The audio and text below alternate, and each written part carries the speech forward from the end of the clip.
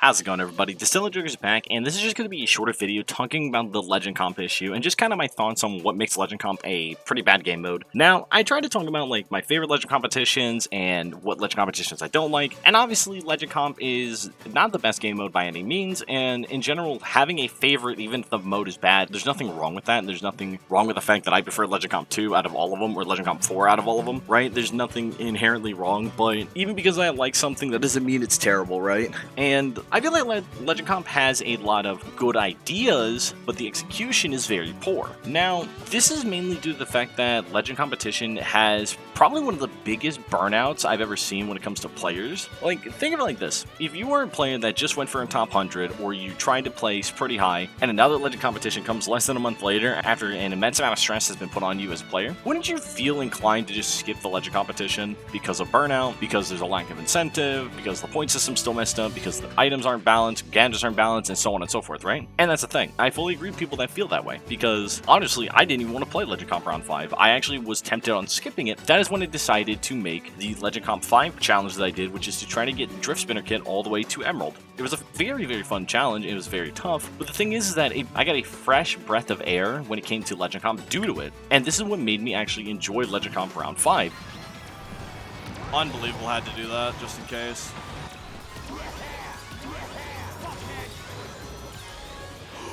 Dude, I got robbed!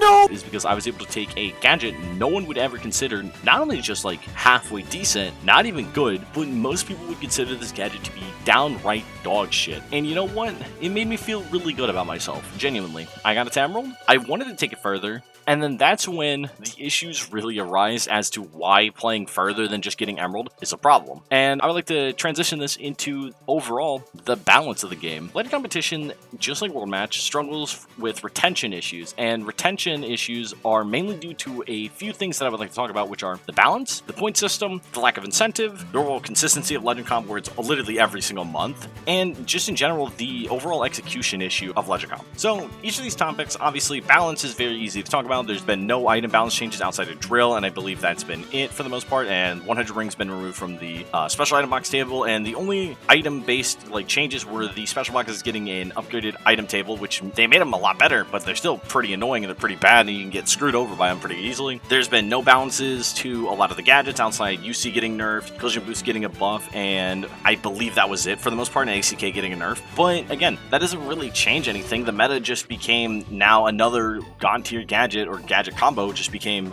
the best thing in the game. So we're kind of struggling with the same issue of balance and the lack thereof. The point system itself is a pretty easy issue to talk about. I mean, Legend Comp itself, when it comes to its point system, is a lot better at least.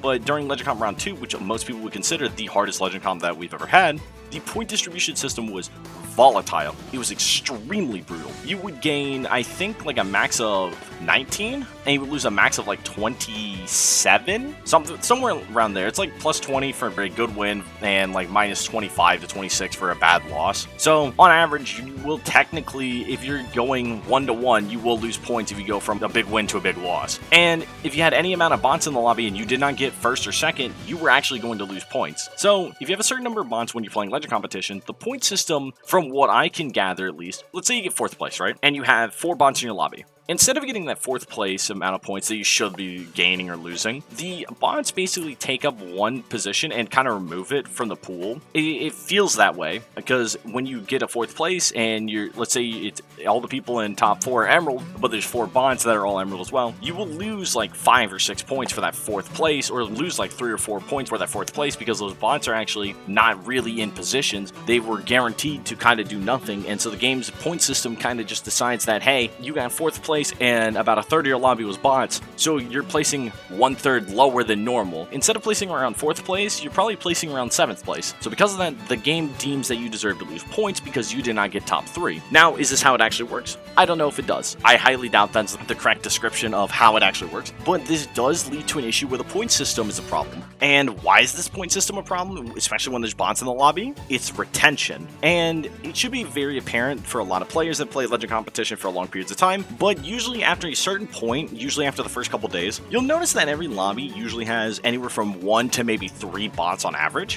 which is due to the player retention being very minimal. The whole goal of the players playing Legend Competition is to strive to get Emerald, and unless you're someone that wants to go for top 100 or top 10, you're usually ending at Emerald, maybe a few points into it, and then you're done. You just decide that it's no longer necessary. And I would like to say that one of the biggest reasons why that is there's no real incentive. So the only incentives for Legend Competition are the titles, the top 100 title and the top 10 title, and there's nothing that's in between that. So because of that, when you have players that are all ending off at around 1850 to 1865 points roughly, or somewhere in that range, there's no reason to play. You hit Emerald, you hit the highest rank, and there's no need to push for anything further because you are a small part of the population that actually was good enough to hit Emerald, or even potentially got lucky enough to hit Emerald, because there are players that unfortunately do just item spam or they get lucky and things happen. But the thing is, that's any game. Some players get lucky, some players have to play out of their minds, some players get griefed. It is part of the game. No one should be disgraced about the fact that they hit Emerald even if they feel like they were lucky. Things happen. If you hit Emerald consistently, even if you feel like you're getting lucky, you can't get lucky 5 times in a row, you know what I mean?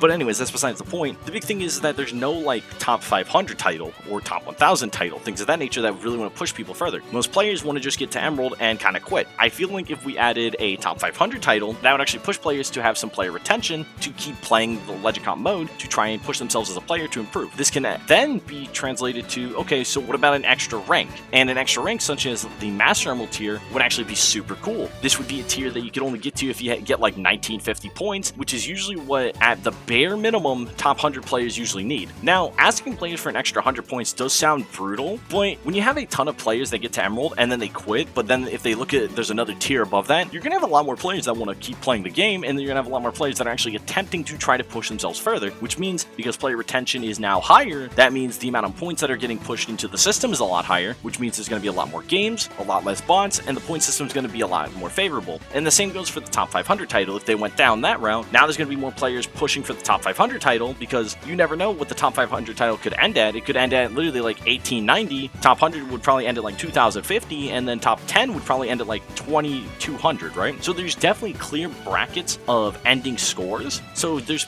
reason to actually push and trying to keep playing to make sure that you guarantee your position, which would make it, again, overall better. I feel like it would make sure people would actually have some retention with the mode, which I think would be a lot better. Now, retention issues aside, there's another reason why retention issues are a problem, and that's actually due to Legend competitions being spaced super close together. Now, for a 10-day mode, usually Legend Comp comes out once a month. This is really bad because we only get about 30 days in between each Legend Comp before we go into the next one, which causes severe burnout, and it could cause many other issues alongside it. This is a huge issue because if you just say push for top 100 and you got really stressed out, or you're mentally struggling to push for top 100 for one reason or another because you were getting unlucky or you were getting griefed, or like if you're like a big streamer, right, and you're getting hard targeted, which if that happens, this is where a lot of mental stress comes in. And so if there's constantly more Legend comps, now you have to worry about more mental stress, which means you're going to be more burnt out of the game. You're going to be extremely burnt out of Legend comp, and there's no reason to play for it. Obviously, this issue, the easiest way to fix this is make it like once every 2 months or once every month and a half. Give players a lot of time to just relax, not worry about Legend competition, especially if they're really close to festivals. If you do a festival into a Legend comp like really shortly after, you get a lot of players that just have spent hours upon hours trying to grind the top 10 or top 100 title for a festival, who would literally gain like, I don't know, 40,000 points for at bare minimum for top 10, or maybe like 55,000. I have no idea what it is. So you're grinding a massive amount of points for a top 100 title in festival, and then not even a week later you have to go and try to grind for top 100 in a Legend competition. That feels brutal. That is not healthy for players, and in general, that can really severely limit the amount of players that want to actually try and contest people in Legend competition and try to contest players' ranks and try to prevent some players from getting certain ranks by outranking them, right? So it makes a lot of issues, and it creates a lot of burnout, which is a really bad thing. Obviously, another big thing, give players like at least at minimum a week and a half to 2 week buffer before you start a Legend comp after a festival. Make it to where players have time to actually relax, get unburnt out of the game, and actually enjoy the game again. Obviously, this comes with balancing, fixing the point system, fix the bot issue, fix servers, and again, it's basically a feedback loop of if we fix this, then we have to fix this, and if we fix this, then it goes on forever. I think the final reason why Legend competition is overall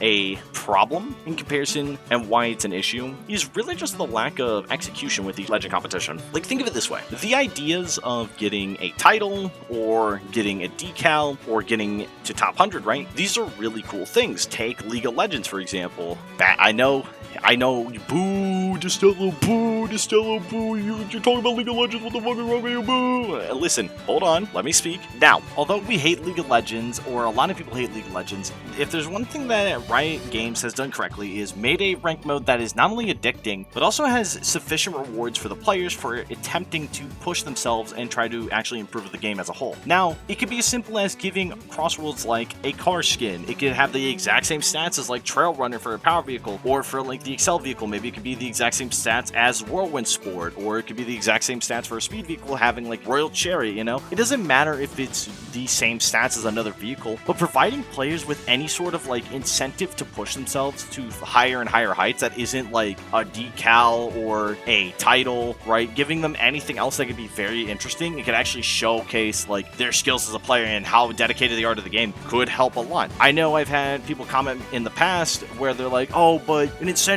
why can't you guys just play the game? Why don't you do this? And I'll be real with you. I can agree with you. Not everything needs to have a reward. I fully understand that, and I can agree with that. I do, however, disagree with the fact that if we have a ranked system, we should have sufficient ranked rewards. And I think giving players some kind of reward that is actually more the fact of like, hey, here's something for you for pushing yourself as a player, improving at the game, and you deserve this. Even if it isn't perfect, it doesn't have to be the best thing. For all I care, it could literally just be Sonic holding like one of the fucking accessories from Sonic Adventure, you know? Give him the hat from Regular Show where it says I'm excellent, and give Sonic the trucker hat or something. Anything that can like showcase, again, we've put in the effort as players that playing the rank system, no matter how hard it is, no matter what kind of style of game mode it is, no matter what shenanigans, no matter anything. It would just go a long way to keep players entertained with the mode, keep players trying to push themselves further, and if they wanted to even take it a step further, they could actually give players like maybe a new car color, or new like wheel color, or maybe even a new highlight color, like anything that could be interesting. It would go a long way, and League of Legends, again, they do this right by giving players not only a free skin for hitting gold or higher, which is about the top 50% of the players in the game, which again,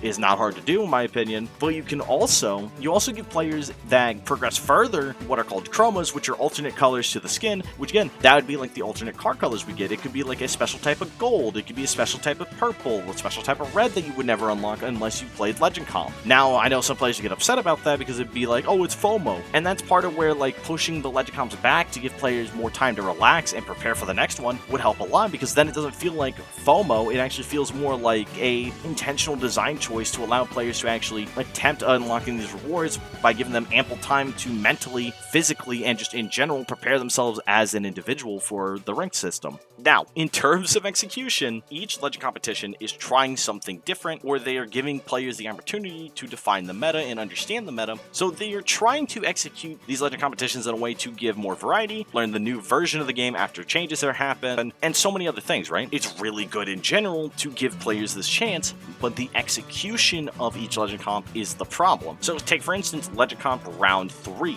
Legend Comp Round 3, you could only vote on Twitter, you couldn't vote in the game. Because of that, there was a ton of people that were unable to vote for the extra gadget, which between the extra gadgets you had quick recovery, you had inventory swap, and you had strong finish, and an overwhelming majority of players, if I remember correctly, voted for quick recovery, which means we had a Legend competition that had a cool gimmick and a cool idea, but it was executed very poorly, and in hindsight was a horrible gadget to allow to be played. When you have quick recovery, acceleration character kit, and then you have a bunch of drifting gadgets, you now get this rolling death ball of multiple different gadgets that allow you to make a 9-slot combo that is very strong. And even with the fact that ring game boost combos were actually very strong because of quick recovery, because you could never fall out of slipstream if as long as you were slipstreaming, even if you got hit. Ultimate charge in the state it was in still allowed you to bypass all the damage and all these things, so I digress. Going back to the League of Legends thing. Now, League of Legends, when it comes to ranked, they do change up the season in some way, shape, or form every season. Some seasons they do bad, some seasons they do really good, and in general, the way they're executing and trying to change each season to try to spice things up with like new characters, new items, new runes, new anything, right? It does create this new sense of gameplay, and because no two games of League of Legends are the exact same, and there's always some kind of different variable, it creates an instance where you have a lot of variety and there's a lot of variance, which means that you can actually still have fun, even if you have two of the same exact comps from one game to the next. The way those two games play out is very different from each other and can be very different from each other, which makes it more enjoyable. But the problem is that with Legend competition, most races, and it's a huge issue with Crossworlds in general, come down to lap 3 3 specifically, and because of that, Crossworlds as an entirety feels very predictable and it feels very understood in a lot of ways, when it really should have more variance and there should be more to it. But there's a lack of shortcuts on a lot of tracks, there's not a lot of good spots that a lot of items can be used on, the attack items are very brutal. If you get hit once on lap 3 or the end of lap 2, you could probably lose your race off that. If you don't roll the correct items, you automatically lose, which 9 times out of 10 you're probably rolling single or triple wisp when everyone's rolling laser drill monster truck. And it becomes this huge issue of constantly understanding that if you don't get the items you need, you automatically lose the race. If you get the items you need, you win. So it doesn't create a lot of very unique and fun variants, whereas in other video games like fighting games, for example, even if a matchup is like a 4-6 matchup, you can still win the matchup rather consistently as long as you understand what you need to be looking for and how you need to punish somebody. It creates, again, the variance, which makes it more enjoyable, but unfortunately, Crossworlds doesn't have that, and especially Legend Competition struggles to have that when it really should have more fun variants. This video's gone on a little long, so I'm gonna wrap it up here, guys. This is just me kind of just talking about what I feel are the issues of Legend Competition. I know I didn't cover everything perfectly, so I would like you guys to comment down below what you think are the biggest issues of Legend Competition. Or is there any specific reason why you don't like Legend Comp? Is there any reason why you won't play Legend Comp? Did you quit Legend Comp after trying one of them? Do you think that I was wrong on some of these points? What do you think I could have done better when it comes to this video? Otherwise, Have Yourselves a great one. I can't wait to see what your comments are down below, and I can't wait to discuss with you guys about Legend Competition. Have yourselves a great one. And you want to know why? Unironically, you know why? You're done. Fucking support. Yeah, fuck you. Yeah, you want to sit here? You want to slice me, motherfucker?